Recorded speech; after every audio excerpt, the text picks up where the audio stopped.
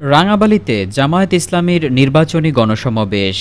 পটুয়াখালীর রাঙাবালী উপজেলায় আসন্ন জাতীয় সংসদ নির্বাচন উপলক্ষে পটুয়াখালী ৪ আসনের বাংলাদেশ জামায়াতে ইসলামীর মনোনীত প্রার্থী সহকারী অধ্যাপক মাওলানা আব্দুল কাইয়ুমের নির্বাচনী গণসমাবেশ অনুষ্ঠিত হয়েছে।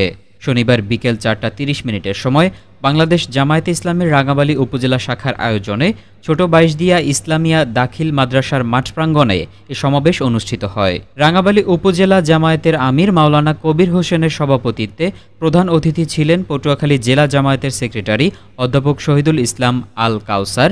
এছাড়াও উপস্থিত ছিলেন পটুয়াখালী ৪ আসনের মনোনীত প্রার্থী সহকারী অধ্যাপক মাওলানা আব্দুল কাইয়ুম।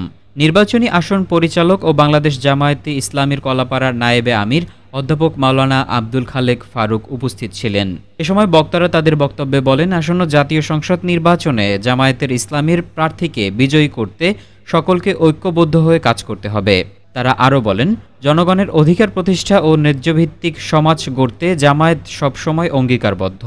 তাই গণমানুষের সমর্থন নিয়েই আমরা সামনে এগিয়ে যেতে চাই। উপজেলা জামায়াত ইসলামের বিভিন্ন ইউনিয়ন থেকে স্থানীয় নেতা ও কর্মী সমর্থকরা এ সমাবেশে যোগ দেন।